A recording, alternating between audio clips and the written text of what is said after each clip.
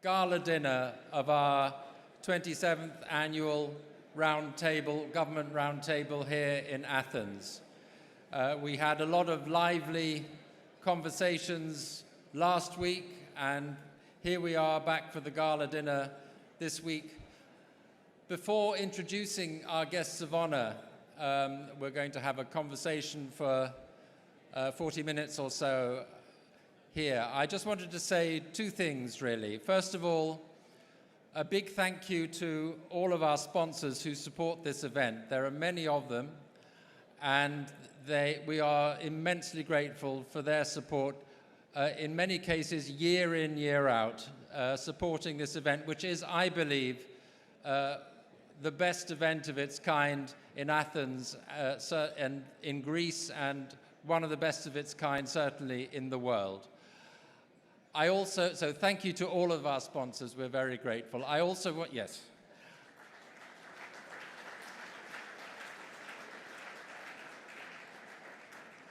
I would also like to say a huge thank you to Haslis and Rivas, to Nectaria, and all of her wonderful team who do the organizing for this event and for our events in this part of the world.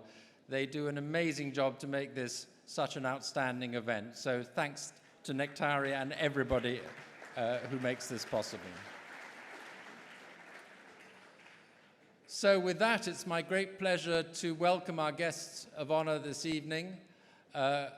Francis Fukuyama, Professor Francis Fukuyama from Stanford University, the author of multiple books from the end of history to liberalism and its discontents, back in Athens. Very good to have you here. And of course, Prime Minister Mitsotakis, we're very honored to have you both. Please do join me on the stage.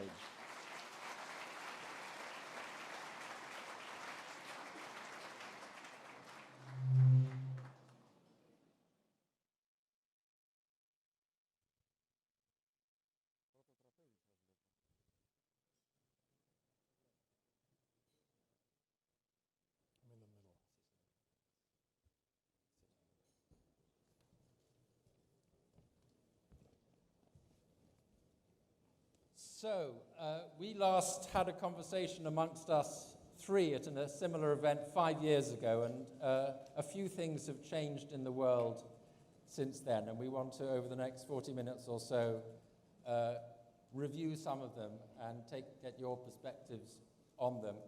The overarching theme of our event is the Great Transition, and clearly great transitions are happening all around us. Our conversation has been happening against the background of very difficult events in the Middle East, of course. And if I could start with you, Prime Minister, to ask, Greece abstained in the UN resolution this week on a ceasefire.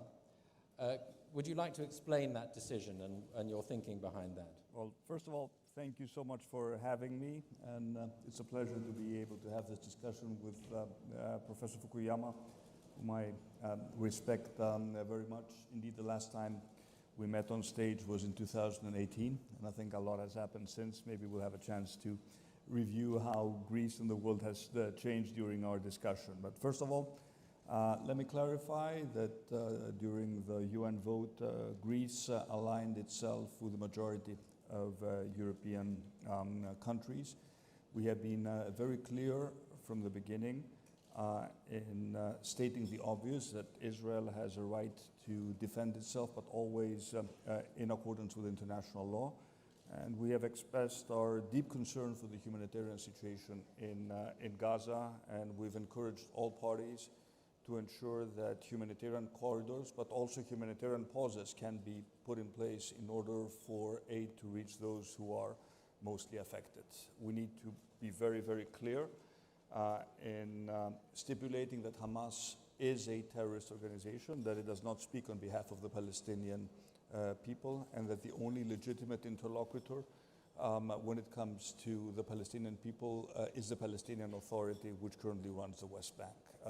To that extent, we've tried to modify the resolution, but we were not able to include the crucial elements which we think reflect our position. Hence, we decided to abstain.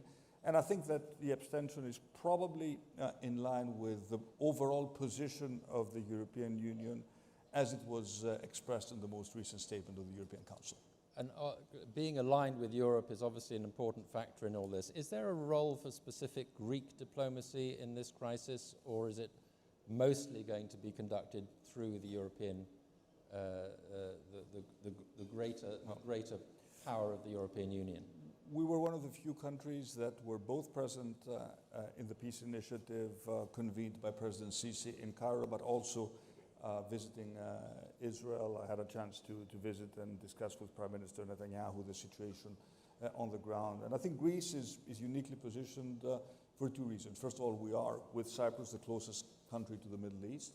We have a strategic partnership with Israel, but we're also very well respected within the Arab world. In that sense, I think we are objective when it comes to our overall policy.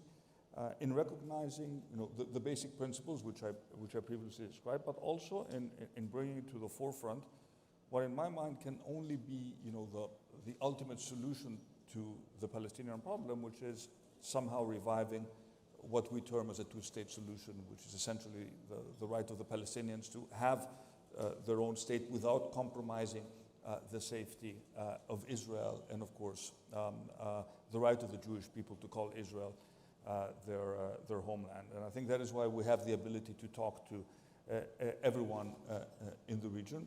Of course, we don't talk to Hamas, nor do we aspire to do that, because we are very clear in terms of defining Hamas as a terrorist organization. And there is no way one can imagine resolving this crisis without a strategic defeat of Hamas. I'm careful, and I'm not talking about eradication of Hamas, but I'm talking about the necessity for Hamas to be defeated. But at the same time, let me repeat how concerned I am with the humanitarian situation in Gaza. We are talking to several European countries, but also to the United States, also to the United Nations. If there's a role for us to deliver humanitarian aid to Gaza by sea, given that we are, with Cyprus, one of the closest countries, we'd be very, very happy to do that. The problem with Gaza now is that the humanitarian assistance that is necessary is significant. Only a fraction of that assistance actually makes it into Gaza, which makes it absolutely essential that the focus should be on getting humanitarian assistance into Gaza and to ensure that civilian casualties are limited to the maximum possible extent. One needs also to be very clear that we are in a very difficult, sort of unique situation where Hamas is using innocent people as human shields. On the other hand, Israel is a democratic state. The rules of engagement of a democracy cannot be the same as the rules of engagement of a terrorist organization. That's why the bar is much higher when it comes to what we expect from Israel in terms of managing what is a very, very complicated and difficult situation. And you spoke about the need to defeat Hamas.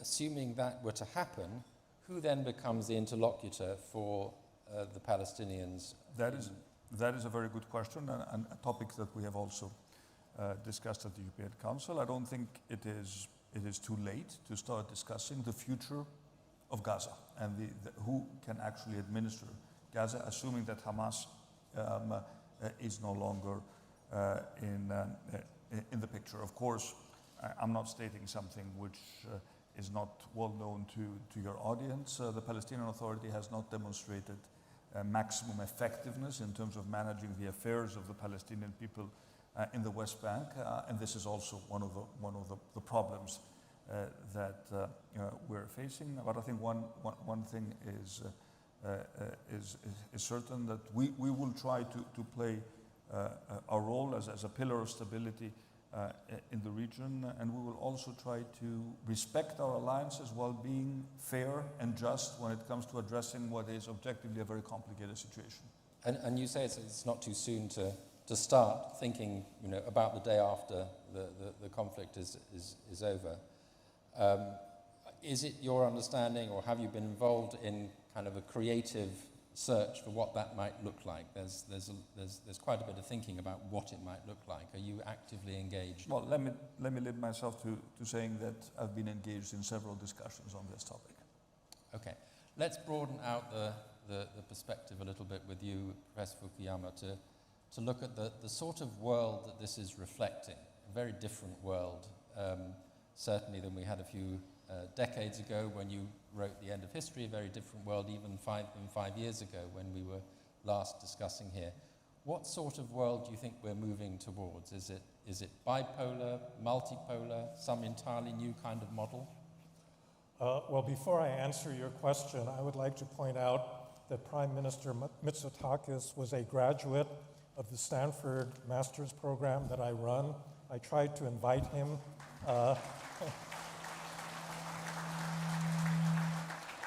I tried to invite him to a 40th anniversary alumni event in May, but I believe at that time he was a little bit busy with an election or something like that, so we didn't get him to come back to Stanford. But I'm very honored to be able to be on the panel with him. So I think that one of the biggest changes in the world over that 5-year period was really the Russian invasion of Ukraine, because I don't think that anybody really took the possibility of a big conventional war, and certainly not one in Europe, seriously prior to that point. I think that we were still living in a world where, you could pressure people, you could use political, you could use economic sanctions and various other kinds of instruments.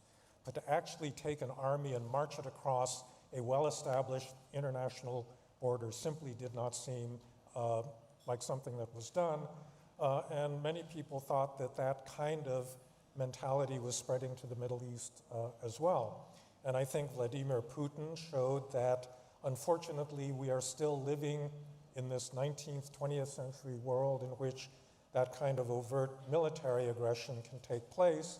And this, for example, also triggered a lot of thinking in East Asia. I don't think that anyone in Taiwan really took seriously the possibility that China could do to Taiwan what Russia was trying to do to Ukraine. And now they do, and they're very worried about it. And so, that's part of the backdrop. And I think mentally, many people in the West are still not there. They still don't appreciate the fact that, for example, we've got a big problem with our defense industrial base. We don't produce enough ammunition. We don't produce enough rockets.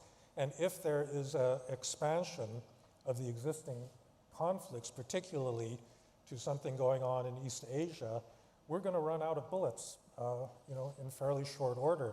And so I think a lot of the, it doesn't please me to say this, but I think a lot of the mentality of the past 30 years has unfortunately got to shift gears into something that does accept the possibility of this kind of conflict. Now, what makes it particularly dangerous is its multipolar nature. You have a kind of broad alignment between Europe, the United States, Japan, Canada, and an axis, China, Russia, Iran. It's not ideological because these are not really ideologically aligned countries, but there's a broad division of the world. But the problem is there are many middle powers now. There are many actors that cannot be controlled. A lot of people in Washington, London, Moscow want to think that everything is the result of one of the other great powers manipulating these smaller actors, but they're independent, We don't know really what the relation between Iran and Hamas was. Did the Iranians really push them at this particular moment to do something? We simply don't know. It's entirely possible they're acting on their own, but that means that a resolution of the conflict becomes that much harder, and the possibility of escalation also becomes much greater.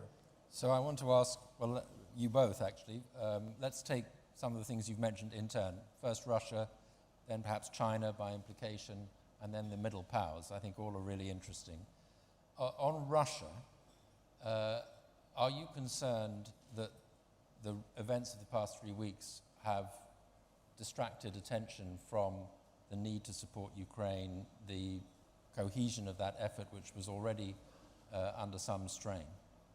I'm definitely worried about it because in Washington they can't really handle two big crises simultaneously.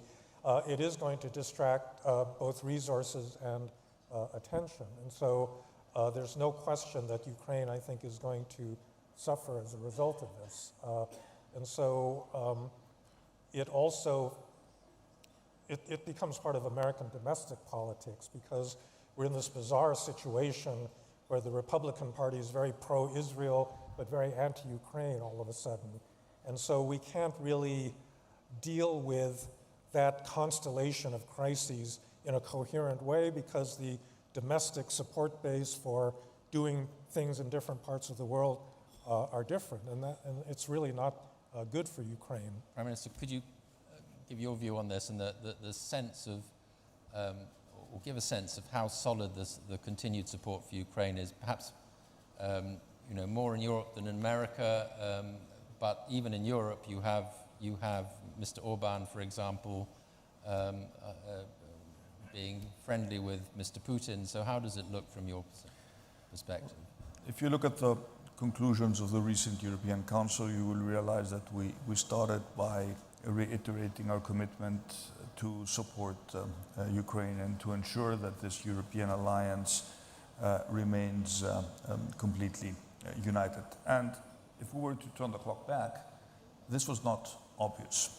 And I think it took a lot of effort from all of us to ensure that we make a very clear statement by supporting Ukraine. And this, I think, is a statement that resonates beyond Ukraine. Because at the end of the day, this is not just about Russia and Ukraine.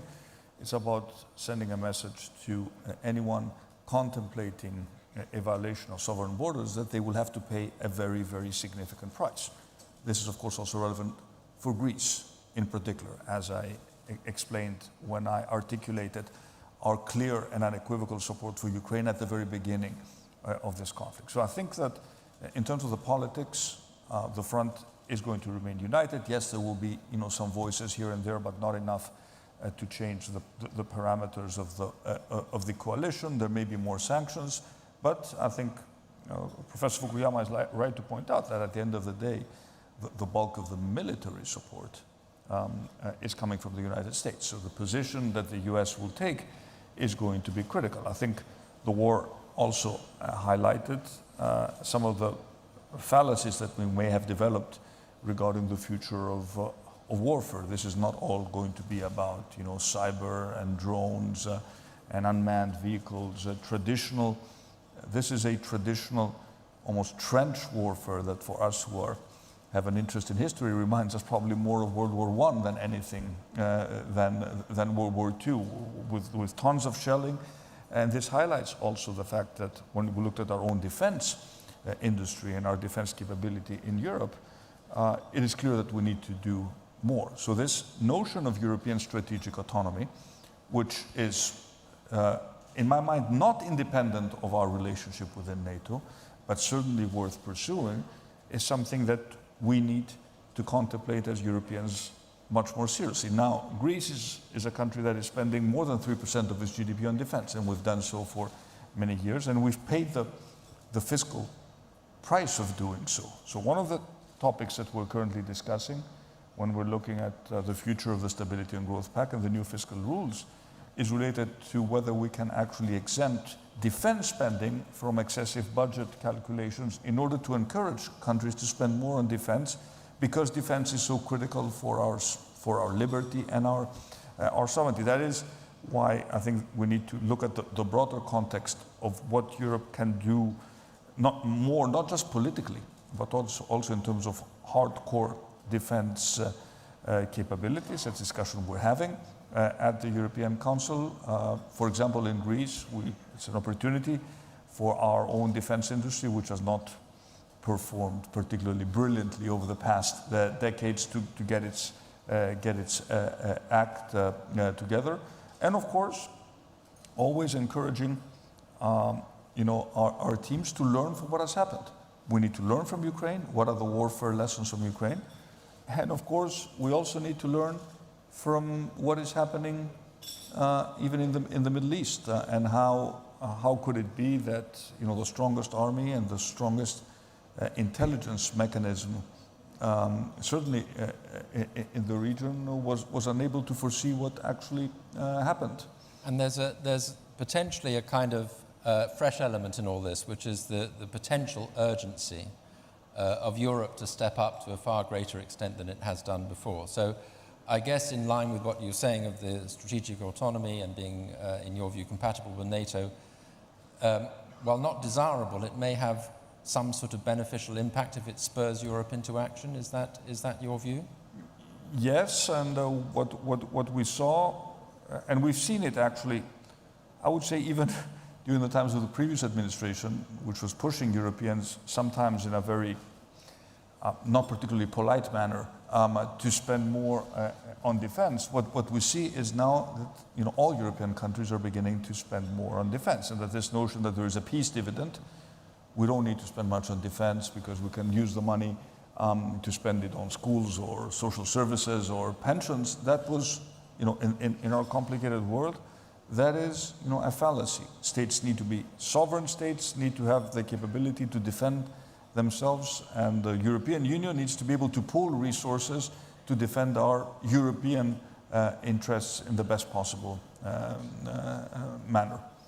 Do you think, just to push that a little bit further, if you got that same administration back again, which is conceivable, that presumably the pressure would be there again for Europe to spend more on defense? Do you think you could sell it as a success for a second Trump administration that NATO Europe was spending more on defense? I'm experienced enough not to make any predictions about the outcome of the US elections that could get me into trouble. So what I can point out, is that certainly Greece and the US, we have a strategic partnership that I think transcends specific administrations. Personally, I've worked both with President Trump and President Biden. We have a new defense and cooperation agreement that has been put in place. We have bipartisan support in Congress about the strategic importance of Greece as a pillar of stability in the Eastern Mediterranean, and we've opened up Greece to significant amount of U.S. investment, so we've broadened this relationship to add an economic dimension. So I want to look at the institutional component of our relationship, and I think that this is a relationship which is very solid and will only go from strength to strength. I can say something that the Prime Minister can't. If Donald Trump is elected in 2024, it is going to be a disaster for Europe. It's going to be a disaster because it was clear that he wanted to pull out of NATO. He likes Russia better than Ukraine. He's a friend of all of the new rising populist parties. He's a good friend of Viktor Orban. And I think his support for all of the institutional structures that were created after 1945 is non-existent. So I just pray that that's not going to happen. I'm glad you were so nuanced on that question, Frank. But, if I could turn to a question where there is perhaps, in fact, bipartisanship in America these days, and it's China. In many respects, there is broad agreement across the aisle on China as a strategic rival, a strategic threat to America. How is this emerging rivalry taking shape, do you think, and how about the way that China is playing both its relationship with Russia and now, in more recent times, the crisis in the Middle East? Well, I think this is a bad relationship whose deterioration is very largely due to China's behavior. I don't think that either the past administration or this one went into the relationship hoping that it would end up as nasty as it's become, but I think the Chinese, beginning with the rise of Xi Jinping, imposed an ever more centralized dictatorship within the country, began to shift foreign policy in a very aggressive way in the South China Sea, on the border with India and many other areas. Treatment of its own population, the Uyghurs, violated, commonly held standards of human rights. And so, and the way that Western businesses were treated, I think has convinced a lot of CEOs that, you know, their betting on China was, you know, in the end, they made money for many years, but that period has come to an end. And so I think the disengagement has been limited. I mean, it's focused on certain strategic goods like semiconductors, you know, batteries, that sort of thing. It's not across the board, but I really think that it was a kind of necessary response to China's own behavior. They could have, at the end of COVID, ended all the wolf warrior diplomacy, but they chose to go down a different path. And nevertheless, China is, you know, a massive power. There are very few problems in the world that can't be solved without an element of Chinese input, not least climate change and environmental issues. China is an important investor in Greece, isn't it? So how is Greece recalibrating or calibrating its relationship with China these days? China is not an important investor in Greece to the extent that it has made one important investment in the port of Piraeus many years ago, which overall has been a successful investor and has a stake in our main power transmission grid. But apart from that, if you look at the pattern of foreign direct investment into Greece, Greece is certainly not dependent on Chinese capital. Now, my approach is going to be slightly more nuanced than Professor Fukuyama's, in the sense that China is I mean, and I'm speaking, looking at it from the European perspective, as a sort of mid-sized European country. China is a rival, a competitor, and a country with which we, at least at the global scale, you need to cooperate in terms of tackling the most important challenges, especially climate change. I'm not sure you can cooperate when it comes to AI, because there's clear rivalry in terms of the technologies that will be developed. Greece is very much defined in terms of its strategic partnerships and its alliances as a member of NATO, but also as a member of the European Union. Having said that, we have bilateral relations with China. I will be going to Beijing on an official visit at the end of this week. But you wouldn't expect me saying things that are different from what, you know, most European leaders say when we visit Beijing. And of course, again, looking at the world from the perspective of a European country, my concern, and when I look at, you know, our economic performance, is that Europe currently is being squeezed. On the one hand, you have the Chinese state control model with significant, you know, state aid to many companies without sort of any restrictions, giving them a significant, you know, cost advantage. On the other hand, you have the United States engaged in a very aggressive, I hate to call it protectionist, but certainly supportive policy in terms of its own domestic industrial base.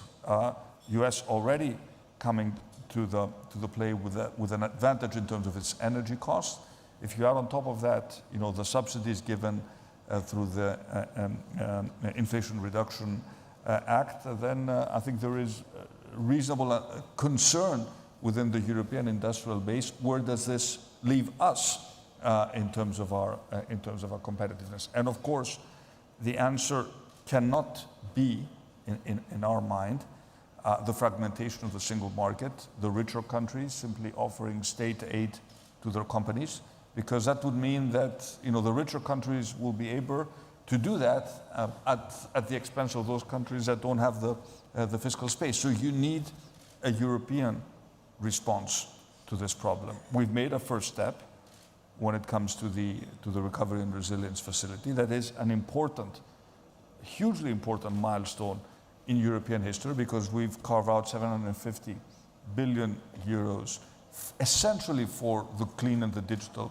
transition. A big chunk of it is going to be used through grants. And for me, the challenge is, how do we make this not necessarily a one-off project, but how do we create more ability for the European Union to be able to offer its competitive base the support that it needs in order to compete from China how you use it well. And of course, I think you're absolutely right to point out that in order for us and for me to sit at the European Council and convince my partners that the RRF should not necessarily be a one-off experiment, because the history of the Next Generation EU started as a response to COVID.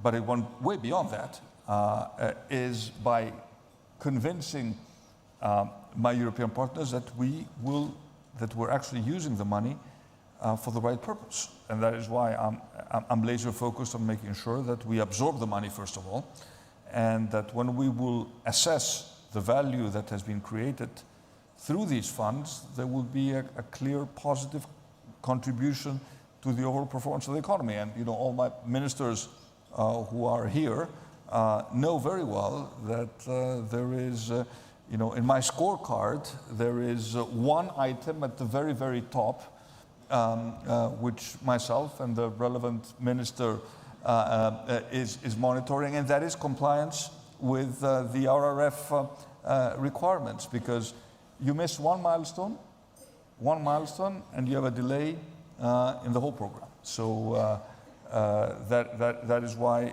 this is essentially, for me, a test of our ability as Europe to do something beyond what we have already done.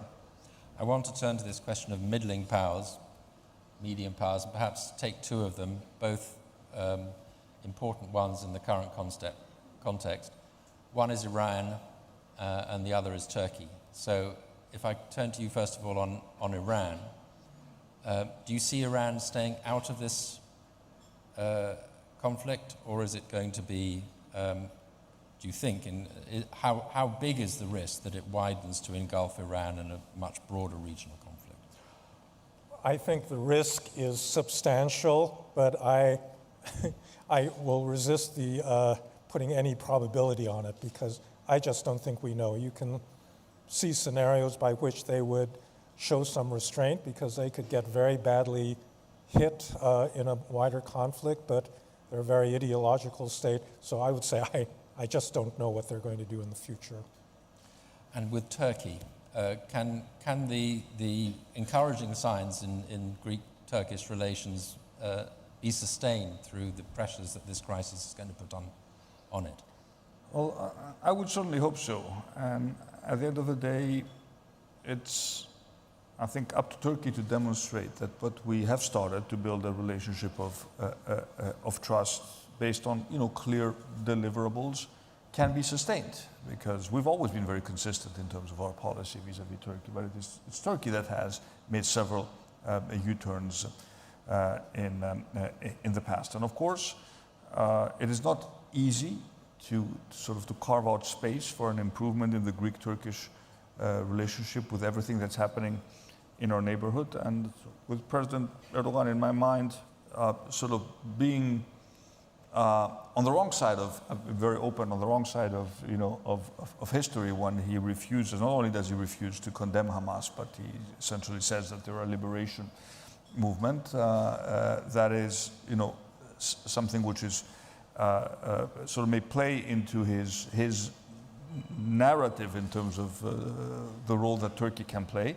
But I will certainly try to do my best to make sure that we preserve this positive momentum in the Greek-Turkish relationship, move step by step, make sure that we have clear deliverables, and hope for the best. But at the end of the day, I do need to stress that Greece has always been incredibly consistent in terms of our relationship with Turkey since I took over. And I remember last year when I went the UN during difficult times, and I gave a speech and addressed myself to the Turkish people, explaining to them that we're not the enemy, we're destined by geography to be able to live side by side, and that even if we cannot agree to resolve what has been a very complicated issue to address over the past 40 years, which is essentially the delimitation of our maritime zones, even if we agree to disagree, that can still in international relations be an acceptable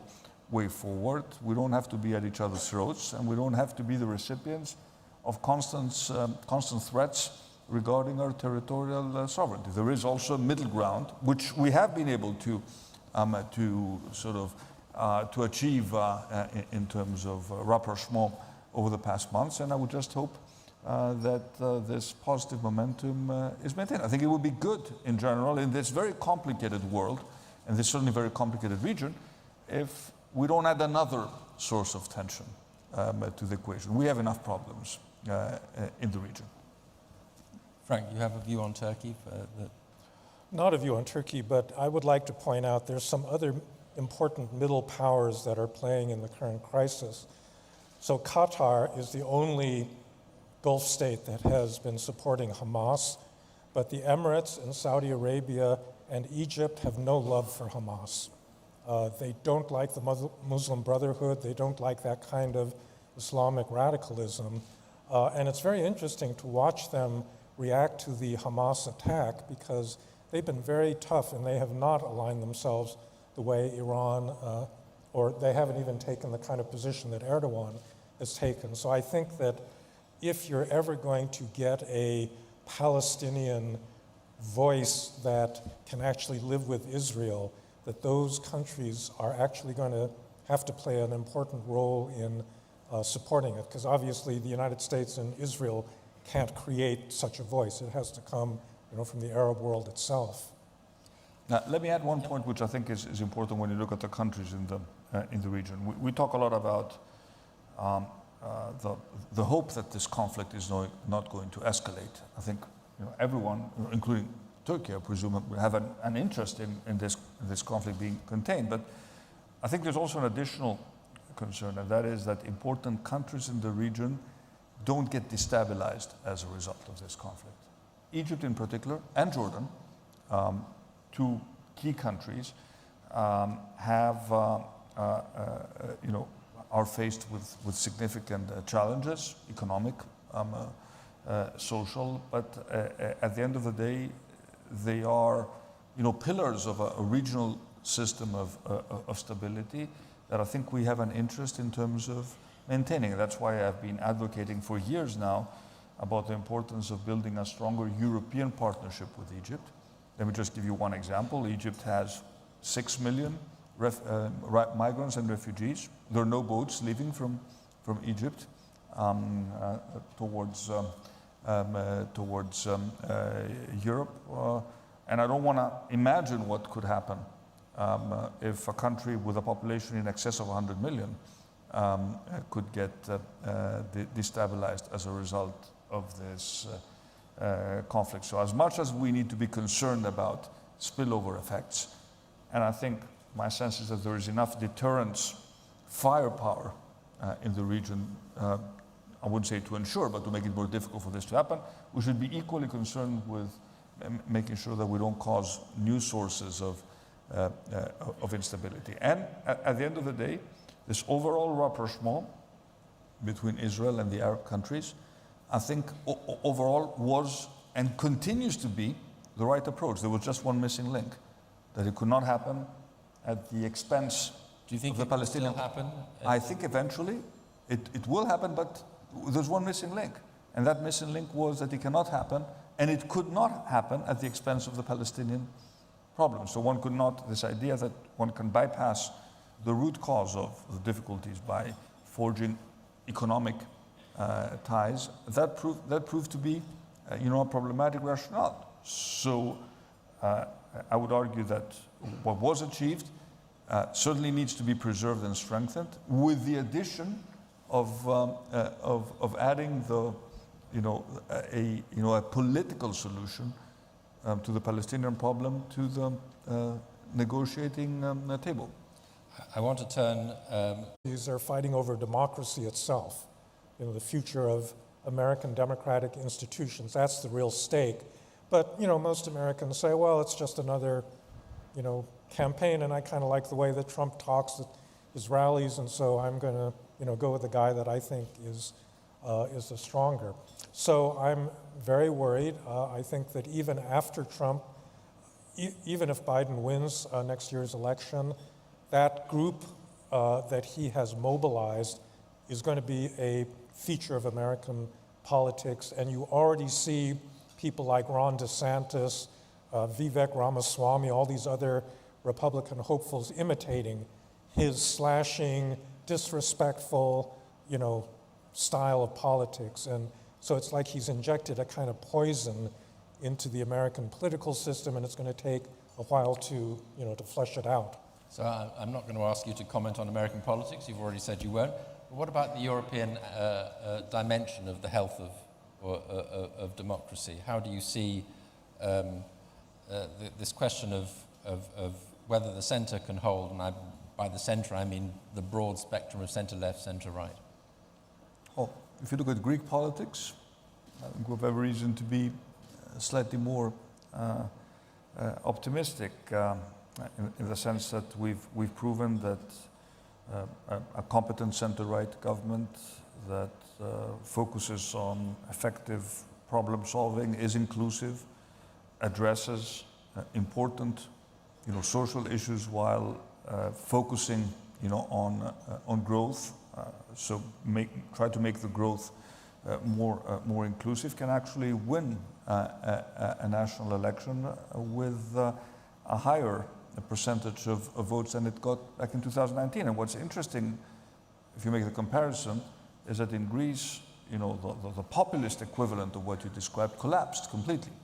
And it collapsed while they were in the opposition.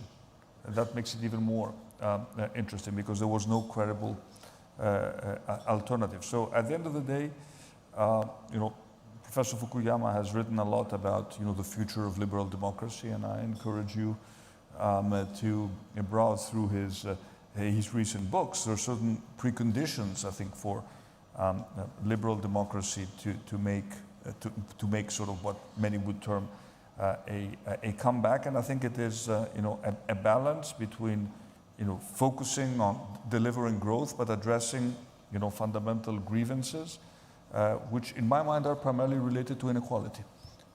Inequality is the biggest problem that modern societies are facing, and in my mind, the fact that the U.S. is facing these problems is not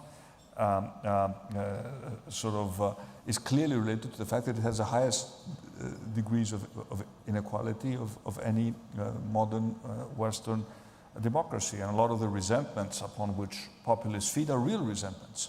So we may want to accuse the populists for offering simplistic solutions, for dividing, people, but at the end of the day, you have to understand that the grievances upon which they feed are very, very real and need to be addressed. And I think in this also debate between democracies and authoritarian regimes, it's up to us to also prove that democracies can actually be better at what many thought that authoritarian regimes could do best, which is, deliver on policy outcomes. What I can tell you is that when authoritarian regimes get things wrong, they get it wrong, big time, because there are no checks and balances, there are no controls. There is this sense of supreme power. There is clearly no humbleness or desire to incorporate different opinions. So I think if you look at, of course, every European country is different, but I take a lot of sort of optimism from the Polish election. The Polish election was incredibly important. Why? You had a two-term government which had already succeeded in eroding democratic institutions, which ended up losing a national election to a more sort of much more modern and pro-European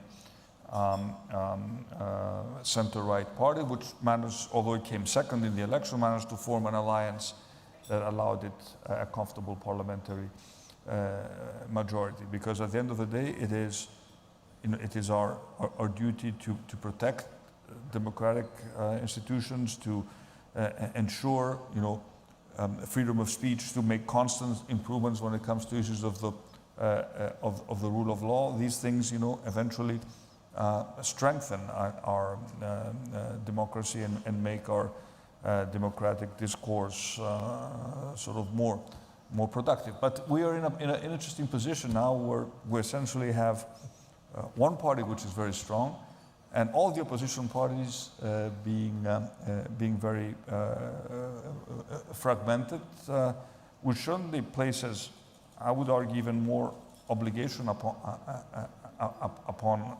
ourselves to make sure that we deliver on sort of our electoral manifesto and to honor the trust that people placed in us.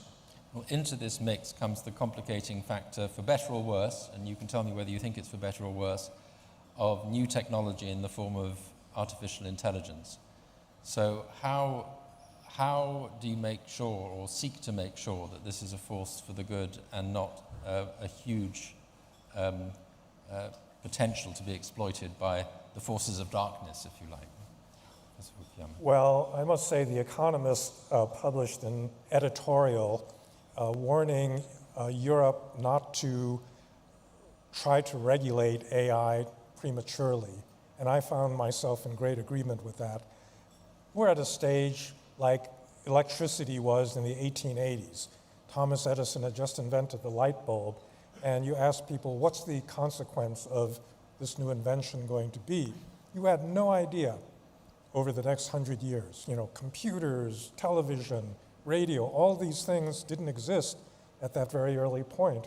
And I think we're at a very similar point with AI. I actually think that there are many ways where it could complement rather than replace existing human skills and be, you know, a tool that people will it'll make people richer and happier, give them more opportunities. So I think we need to be a little bit careful in not prematurely trying to hobble developments in this area. Obviously, you're very actively engaged in trying to figure out a policy for this. Do you share that broadly optimistic, laissez-faire view?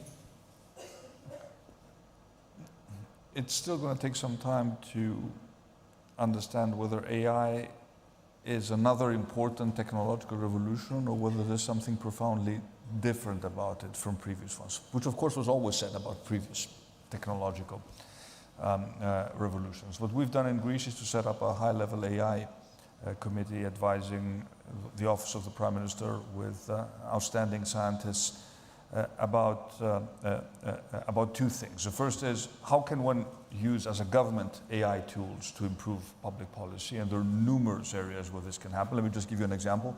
A few days ago, we just ran a test using AI to domestic innovations to help us with identifying wildfires earlier than we could if we were just using our traditional techniques. And of course, there are numerous ways where you can envision AI, being very, very helpful in terms of government policy. So I think every government policy needs to think about whether we can be more effective by using AI. And the second, of course, is, okay, what does this mean for the potential to regulate AI? I would not necessarily want Europe to just be, the chief, regulator of AI, but also to be an innovator in its own right.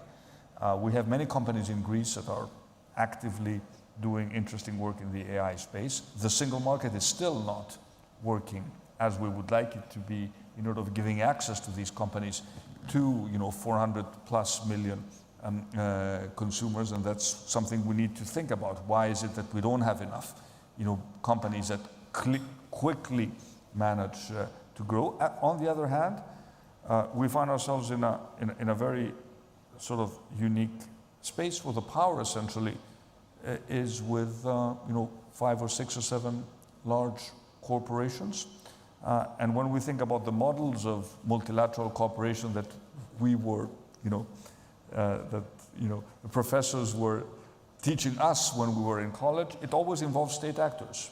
Now you have non-state actors. Plus you have malign state actors who will definitely use AI for misinformation. You can only imagine how easy it will be in a polarized political discourse to start adding, deep fakes and these sort of things which are already there, and then the distinction between truth and lies is going to become that much more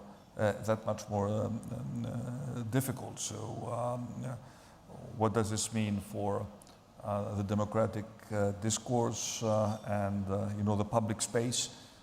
We already know the impact of echo chambers in terms of driving our own supporting our own ideas. That will become worse before it becomes better, and the tech companies have an obligation to go above and beyond and to ensure that they will do whatever they can for this not to happen to the extent that we fear it will.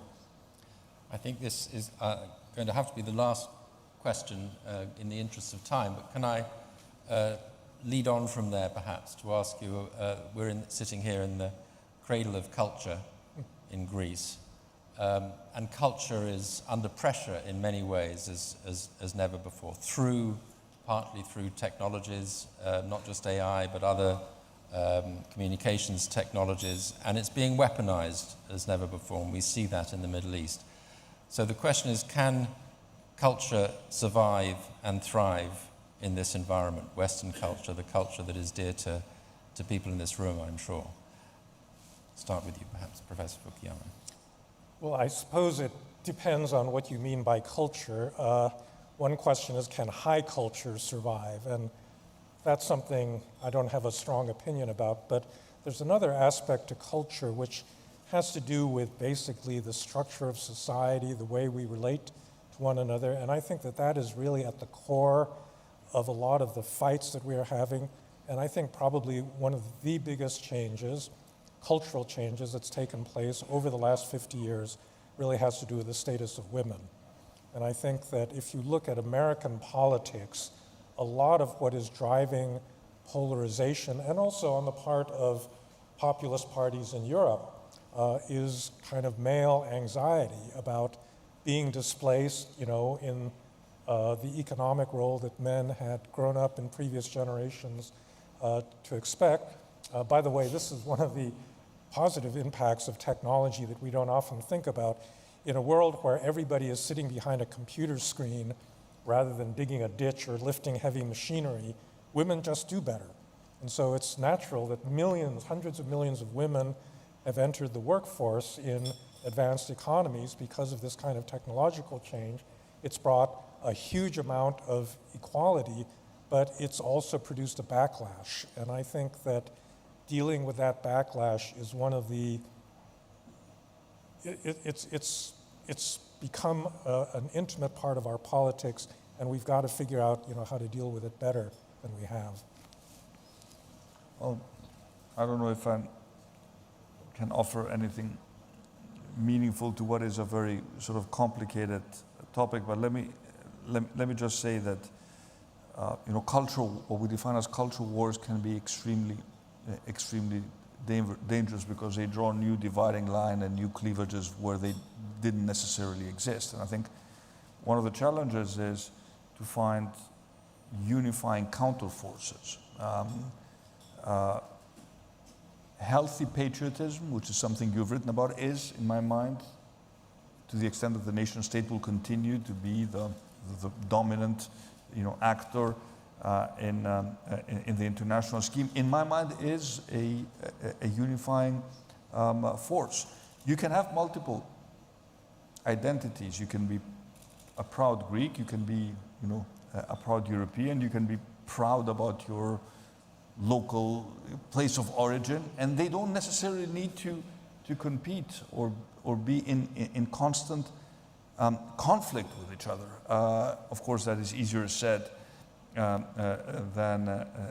done, but it is very, very easy to create new dividing lines because you will always find an audience, and because negative news and negative speech travels faster than positive speech. The challenge for us is to find unifying themes, and that is not always easy in our complicated world, but certainly an obligation which I personally take very seriously.